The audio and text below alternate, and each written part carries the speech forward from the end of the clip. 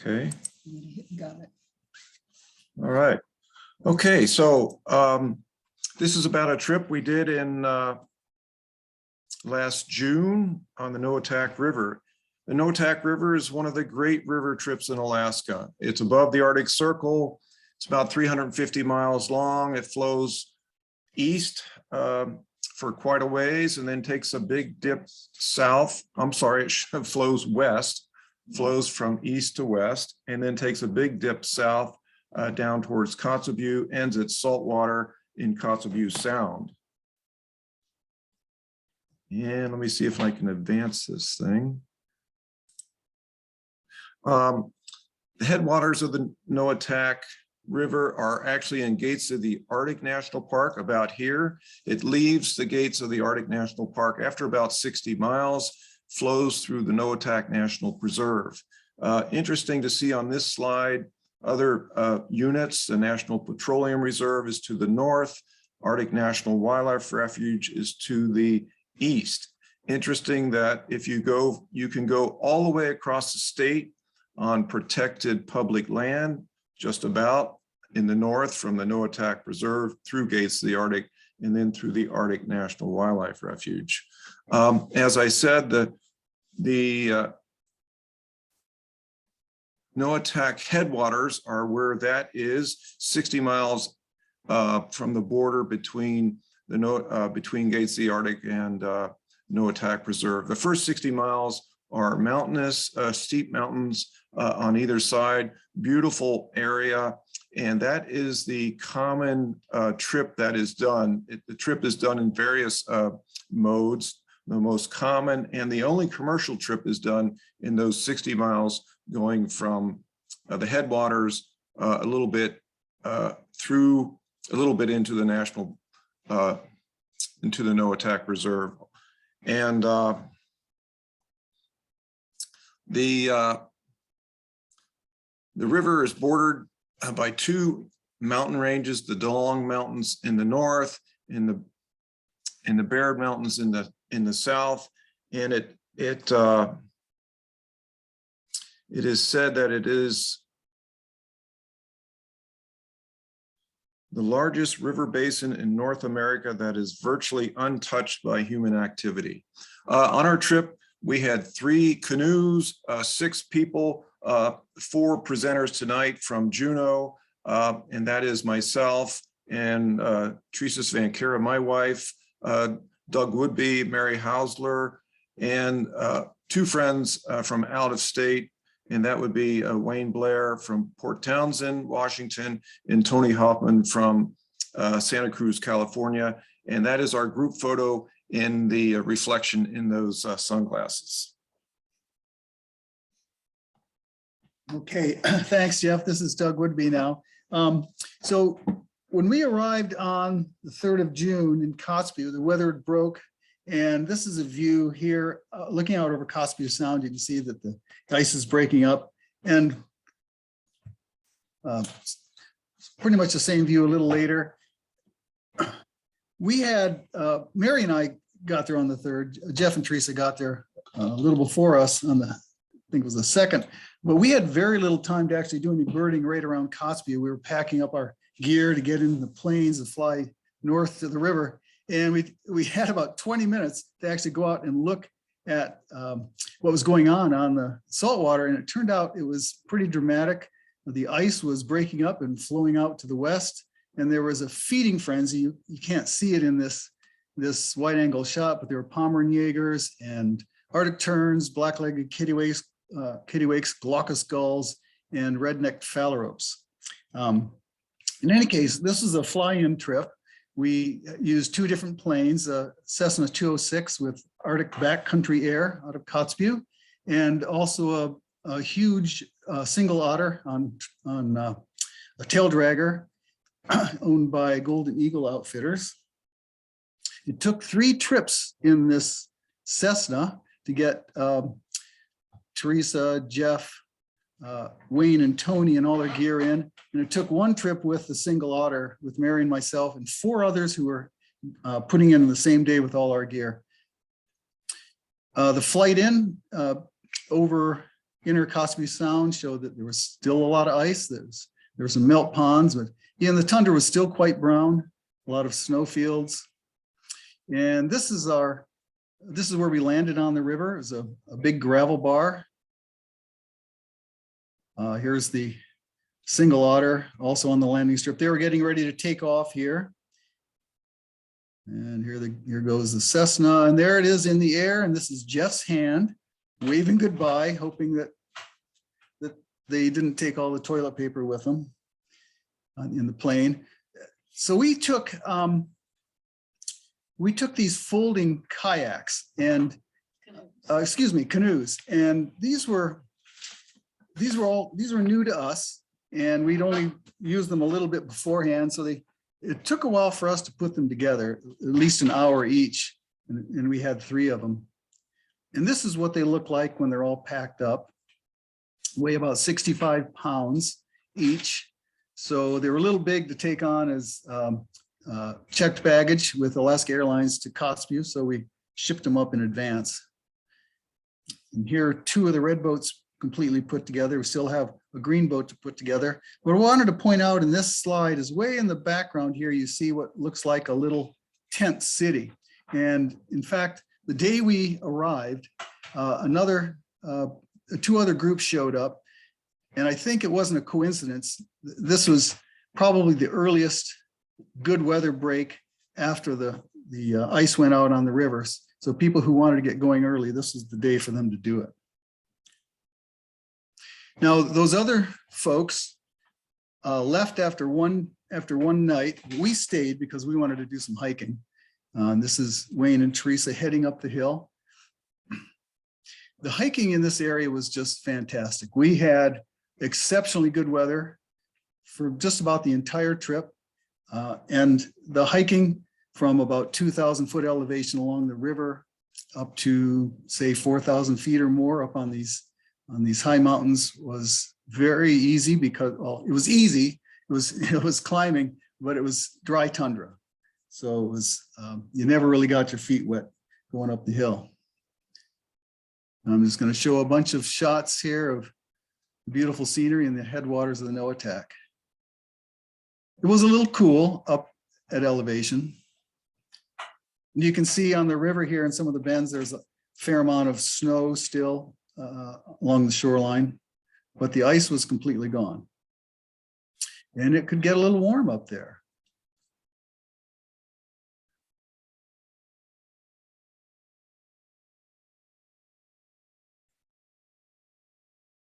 I can say we really enjoyed the alpine hiking, and I would say that's probably one of the highlights of the trip, is spending time early on in the trip before we got on the river, doing a lot of hiking.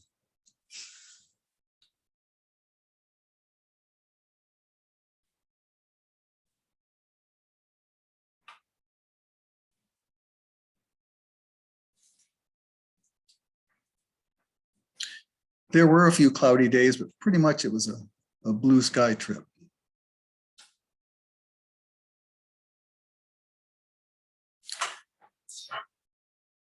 And this will be the last hiking scenery shot. This is everyone but, let's see who's missing here. Teresa took this shot. This is actually on a pingo downriver a ways. There's one big pingo you can hike to go a few days down the river. Okay, and Teresa. Hi, I'm Teresa. So navigating on the river, we used maps that we downloaded and printed from topos.com. We also used, to help us determine our location, we used apps like Guru Maps and Gaia Maps.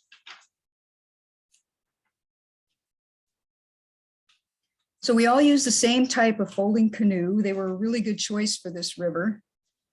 They're lightweight, easy to load.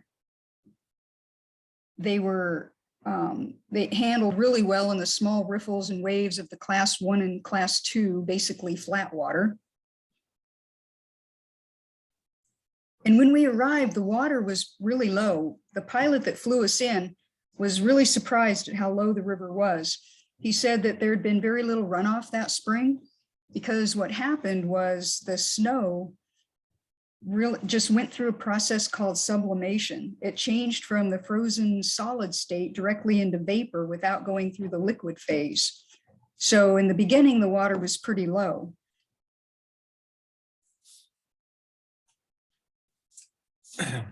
So after the first 60 miles of the river, most of it being in the national park, in Gates of the Arctic National Park, after those first 60 miles, the terrain changed and changed into canyons and, oops, I just hit the wrong button. Sorry. It's still there. Oh, it's still there. The terrain changed to canyons and hills and some flat areas and mountains in the distance. In the first week or so, another group, a commercial group from Arctic Wild passed us and kept going. And then after that, that was the only group that we encountered, the only other human beings that we saw for some 2 weeks.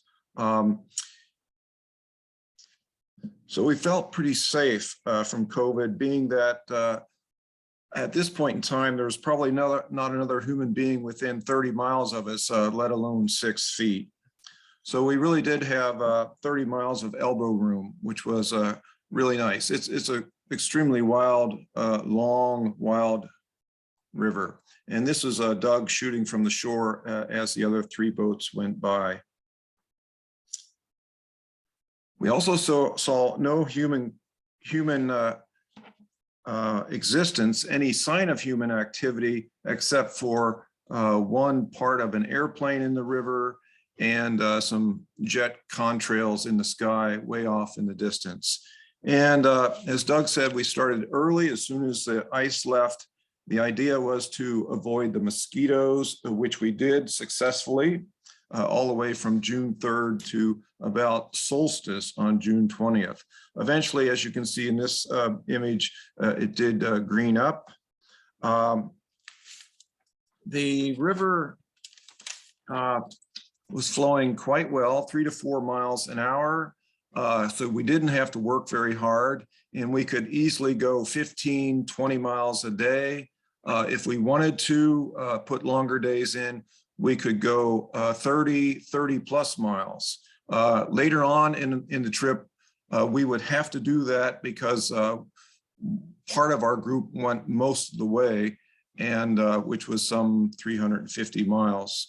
We had no bugs on the trip from the beginning, June 3rd, till about solstice. After that, it was minimal. I never had a head net on the whole time.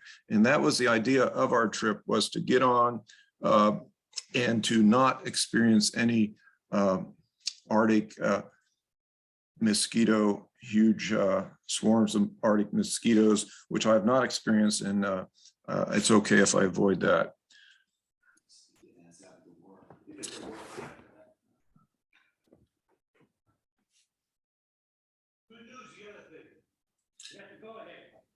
There was at the time 24 hours of daylight, and we could paddle any time of the day. Flashlights were a ridiculous thing to take along. And with that, I'll hand it over to Doug, who's going to talk about some birds. Okay, yeah, so we are birders, and that was another reason why we wanted to go early, so that we'd be able to see nesting birds. You know, a lot of the birds that we saw up there migrate through Juneau. Some didn't. Our estimated count of species that we saw on the trip was about 67. Mainly that was loons and waterfowl, including some tundra swans, various shorebirds, songbirds, of which tree sparrows and white crowned sparrows were the most common all along the river. And some of the non-Juneau migrant birds we saw were Arctic warblers, wheat ears, and yellow wagtails. Now, this, it was nesting season. It was well underway. And when we were hiking in the Alpine, we'd often flush birds from their nests. And if we were lucky enough to see them go, so we could identify who flushed, we could, know whose eggs they were. And this nest here was a horned lark nest. And you see those eggs are pretty small. This was an American pipit nest, 6 eggs. And here's a nest we never figured out what the bird species was. It just took off so fast in a blur. And this nest here may look familiar. It's a robin's nest. And when we were hiking up to the Alpine one of these days, on the way up, we found the nest. It had 2 eggs in it. And on our way back down, it had 3. So clearly nesting for this robin was just getting going. Here's another nest. That's me pointing up into this small tree. It's kind of a messy nest, and its owner made itself very clear. It's shrieking at us. This is a northern shrike.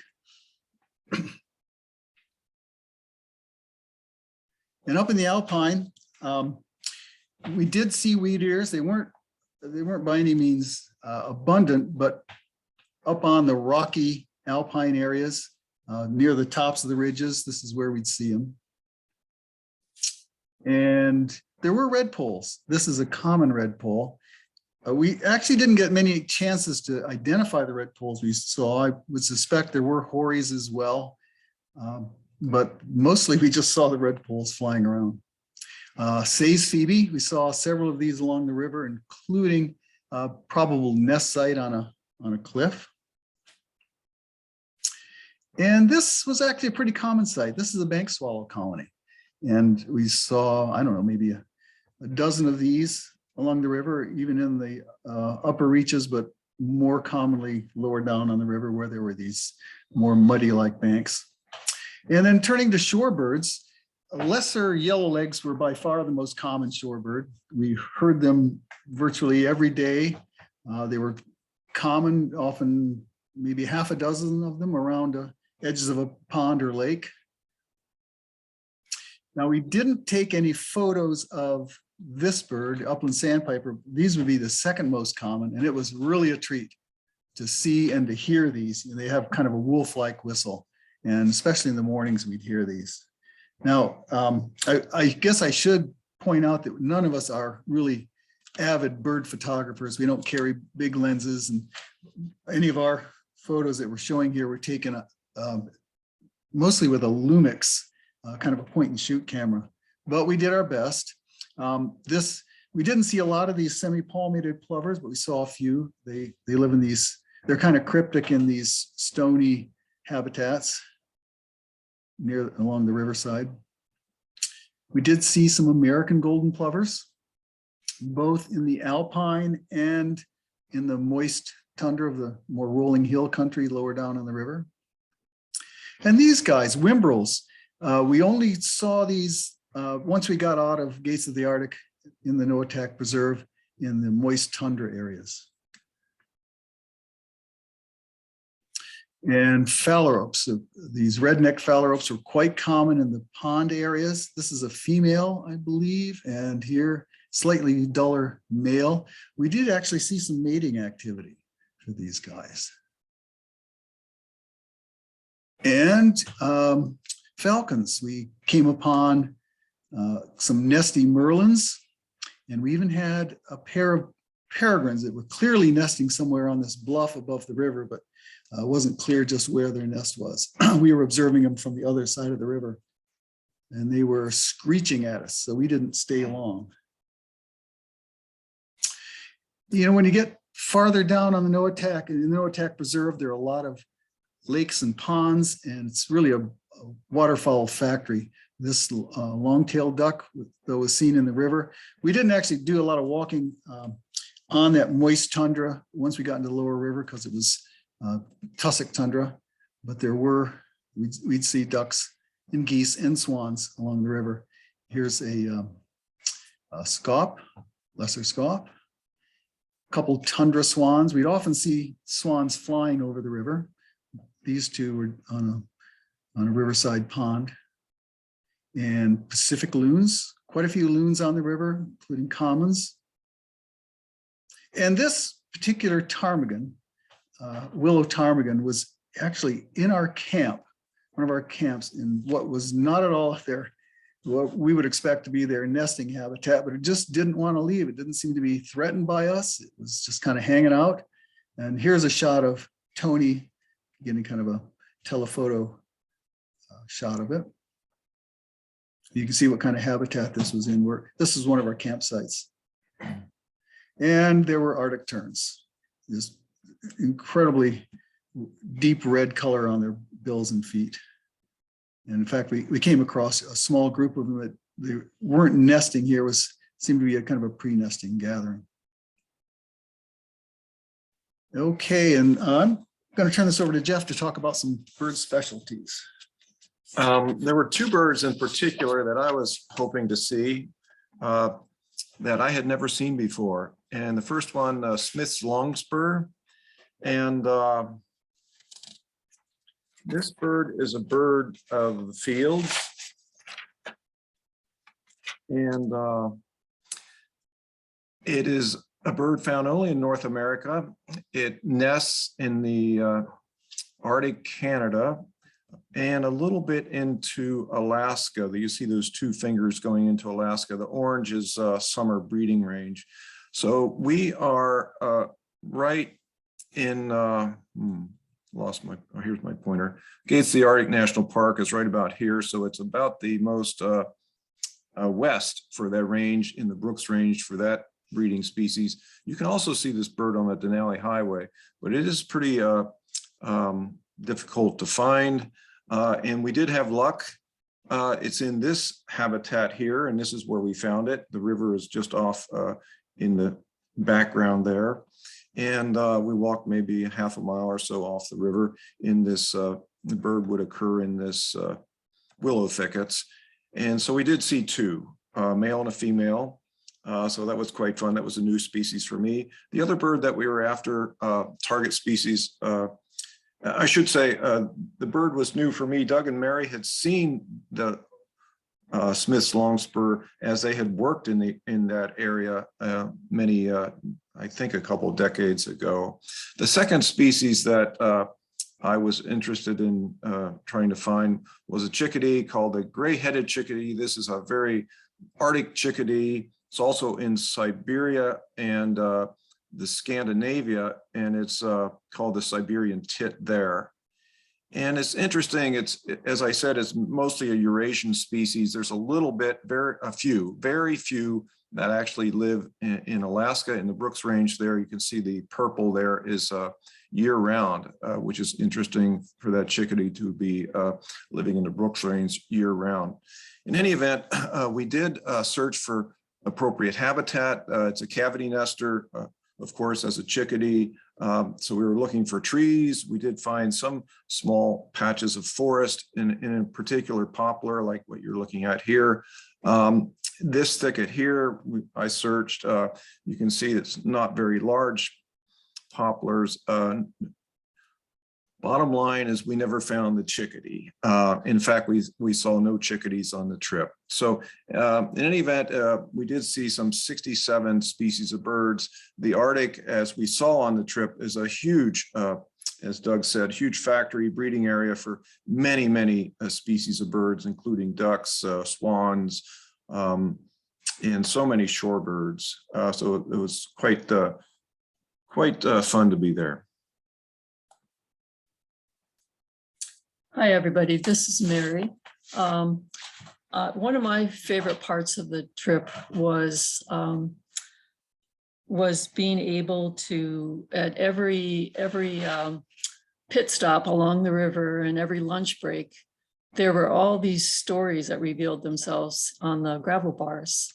And it was pretty amazing because everywhere you went, there were all these signs of our wild neighbors, you know, the wild inhabitants there. And there were only a couple of places we stopped where there were any human footprints other than our own, and no canid tracks other than wolves and foxes. So here you can see some bear tracks, and on top of them some fox tracks.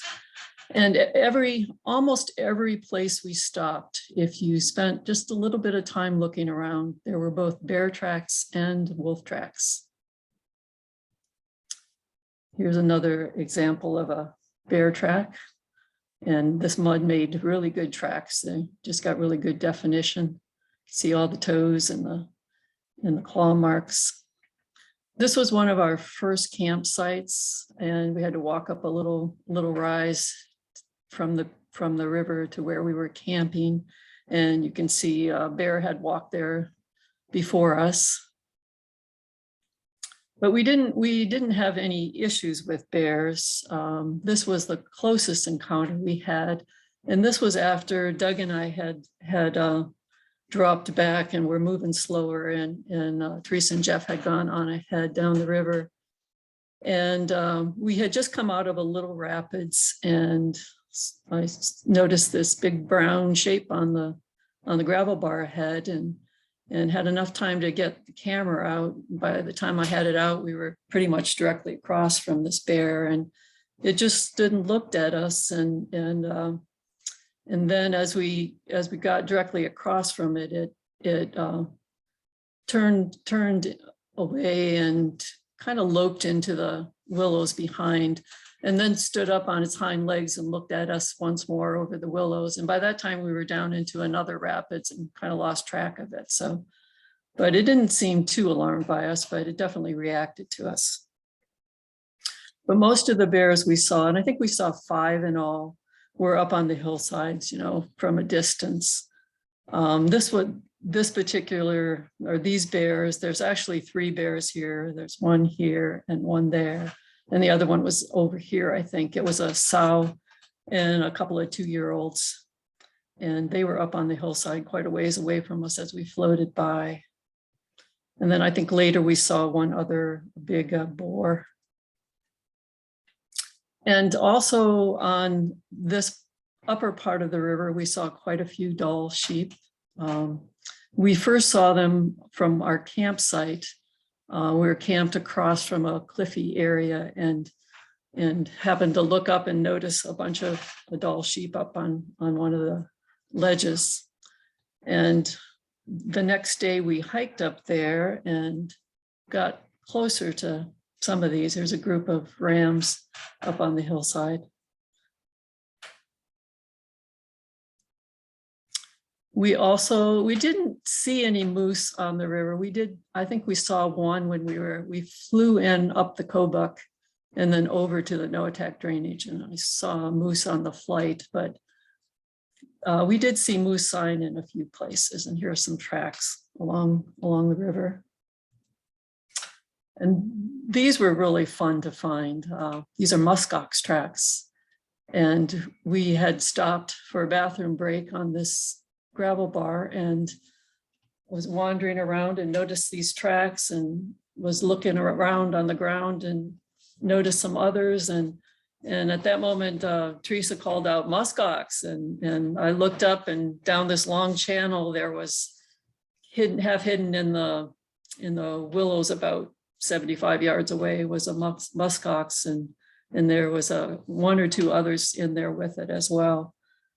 And we saw one other besides that, and this one was standing down on this snow along the river when we came along, and it ran up on top of the bluff and stood there and watched us for a while, and then wandered on. But we also found in some of the places we stopped, we found kiviute, where they had come off on some of the bushes the muskox were pushing through. This we actually found across from where the peregrines were. And if anybody has any ideas about what bone this is and what animal it's from, it has us stumped. So threw that in just in case there's anybody out there who recognizes this. And as I said, there was wolf sign everywhere. The gravel bars were full of wolf tracks, and we didn't see any wolves, though. One of the places Doug and I camped, I was wandering around after we set up camp and came and found this wolf den. And the last day we were on the river, the day we got picked up, there was a plane that came by, an hour or so before our pickup, and we could see it downriver from us, following all the curves in the river. And he landed he saw us sitting there waiting for our pickup, and he landed on the bar and, was wondering what was up, what we were doing there. And he had been doing a wolf den survey. He'd been hunting for wolf dens for Fish and Wildlife. It also turned out he was the father of the pilot who flew us in. And caribou sign was everywhere, though. I think we only saw 3 caribou the whole time we were on the river. They had moved through in the spring up and were, up on the calving grounds north of the Brooks Range. And so there weren't very many around, even though there were still tracks everywhere on the bars and caribou hair everywhere on the tundra. You find big patches of caribou hair and bones and kill sites and lots of different sign, caribou trails everywhere. This little guy was all by itself. It was starting to wade across the river as we floated by and looked very lost and alone.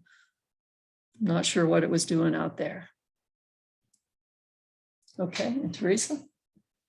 So Wayne did a little bit of fishing. He caught 4 fish that evening, and we kept 2 and ate them. He caught an Arctic grayling, and he caught an Arctic char. So the Arctic grayling has this very large dorsal fin, and then the Arctic char. And even though things were pretty brown when we got there, there was if you went out and walked up on the tundra, there was lots in bloom. And this is an Arctic forget-me-not. Okay. This is Androsaceae, a little primrose. And the river beauty was just starting to flower. Here's an old one, a new one coming up with last year's growth. A willow in flower, Arctostaphylos. And this is a pedicularis just starting to bloom, and then a couple of later stages. You can see an old flower stalk off to the right there from last year's growth. Dryas and cotton grass, which forms a lot of the tussock tundra there. This is blooming in Juneau right now, the purple mountain saxifrage. And lichens, lots of lichens growing up on the tundra. The lupins were just starting to bloom there. And this, I think, is Arabis, a mustard that was pretty common the first few days we were there. And an astragalus on one of the gravel bars. Arctic phlox. Help me out. I'm blanking on this one. Yeah, an anemone. And these range from white to this purple. I think it may be an age thing where as they age, they turn more purple. This is the glacier geum. This was a really showy flower that really added a lot of color to the tundra. Big blooms and very hairy vegetation. A little, very diminutive little shooting star, about 2-3 inches tall. And the pollinators. This is a mountain fritillary and old world swallowtail. These guys have beautiful caterpillars as well that feed on Artemisia. And just wanted to show a shot of the tussock tundra. Once we got out of Gates of the Arctic and down into the preserve, a lot of the shore side habitat was this tussock tundra, which is beautiful in its own way, but it's tough walking for long distances anyway. Okay, who's next? That's you, Doug. Who's next? Okay, so this is me on the gravel bar on our last day on the river. We're getting ready to get picked up.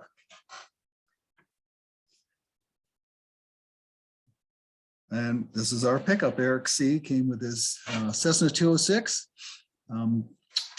Actually, our pickup was just a little below the Cutler. Mary and I were staying just for 14 days. And as I mentioned before, Jeff, Teresa, Wayne, and Tony went on for the full, almost the full river trip all the way down almost to the mouth. It was a little dicey finding a good gravel bar for them, and we relied on our Garmin unit to be able to communicate with text messages, and that really helped a lot. And this is on the day that Teresa and Jeff left us. Teresa's waving goodbye. So Doug and Mary flew out, and we, the rest of us spent another 9 days on the river. We continued to have great weather. On June 14th, I wrote in my journal, "So incredible to be here, warm and no mosquitoes. The quiet is so remarkable." Some days were so warm, I took off my boots and I dragged my feet in the water just to cool off. I wrote in my journal on June 19th, "Forecast 71 to 78 degrees, no rain. OMG, we'll swelter." But then the wind would pick up. We'd have to put our jackets back on. Here's a typical camp kitchen. You can see we used bare canisters and gear to create a windbreak for the stove. And one of the best pieces of equipment that I brought was this little camp table here. It's aluminum slats that rolls up. And it was so convenient to have to do food prep on and to put your dishes on. Doug and Mary's camp kitchen, they used a butane stove. And we all used dried food and a combination with fresh food. So for a 3.5 week trip, we had plenty of gear to pack and schlep. We camped on some beautiful sandy beaches and gravel bars. And one evening I wrote in my journal, "Walking on gravel bars where wolves, bears, caribou, muskox, and moose have walked is so good for my soul." Upriver from the village of Noatak, we had a little treasure hunt. Some friends of ours from Haines had canoed the Noatak 2 years ago, and at one of their campsites, they forgot a tent pole. So these friends are meticulous in documenting their every campsite with a GPS position and with photographs. So they sent us all the information. We found the site, we lined up the photographs, we actually found their campsite, and we found the pole. After 2 years, here's the pole right here. After 2 years, it was a little bit corroded and stiff, the joints were stiff, but we're able to get their pole back to them. So that was our little treasure hunt. One day we were floating down the river and we saw this man sitting on a bucket next to the on shore. And as we approached, he said, "Coffee?" It was Ricky Ashby, and he invited us in. This is the cabin that Ricky lives in. This cabin is about 54 miles upriver from the village of Noatak. He spends his summers here, and in the winter, he lives in the village. The mountains behind his cabin are where he walks to these mountains to find some relief from the mosquitoes. He says the mosquitoes get so bad, it's hard to breathe. So he's like a caribou. He migrates around and tries to find a good breeze away from the mosquitoes. And you can see that we started seeing trees here. Here's Ricky Ashby in his cabin. We shared a meal with him. And he fired up his sauna for us, which was just delightful. Ricky has this little aluminum canoe that he would take 2 miles downriver to the mouth of the Kelly River, and he would fish. And then when he wanted to come back up to his cabin, he would just walk up and line his canoe back up with him. He invited us to stay in his yard, so we did camp there. The next day, he caught an Arctic char, and he shared it with us for lunch.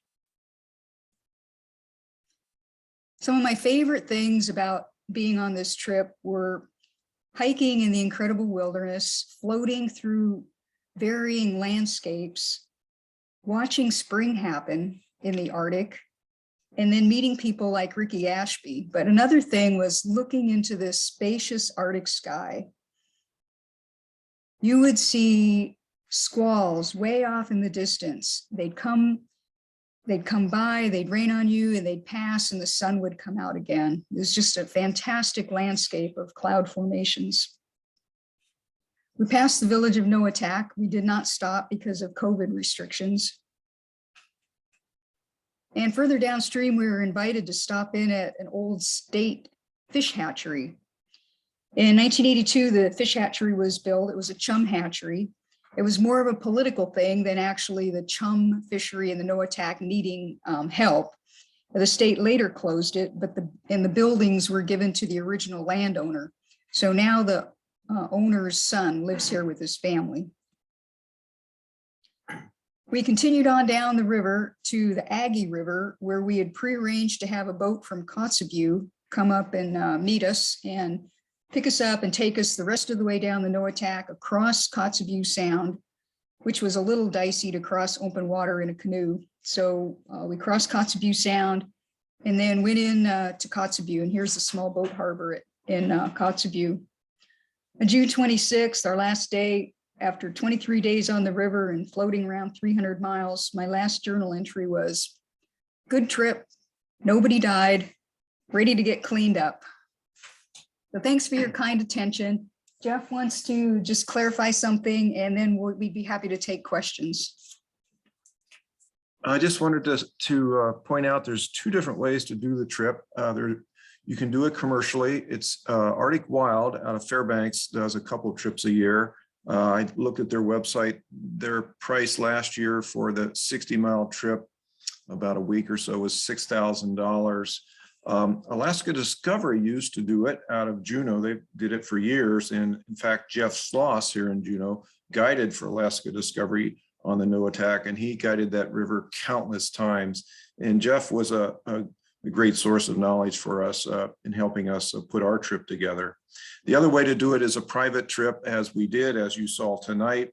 There are two ways to get in to the put-in. The main put-in is at the headwaters. Almost everybody goes in there. You can either fly in, as we did, from Kotzebue, which is a pretty long flight. 2 air services out of Kotzebue do that. The benefit of that is we were able to fly Alaska Airlines and air freight our gear on Alaska Airlines to Kotzebue. The other way in is from the east, either through Bettles or Coldfoot, or some people even fly straight in from from Fairbanks. And there's flying services there also, such as in various places in the east, such as Coyote Air and Wright Air Service. We flew in from Kotzebue with backcountry flying with Eric, and what was the other? Jared with Eagle. Jared with Eagle Outfitters. So thank you very much. With that, we'll close. Thanks.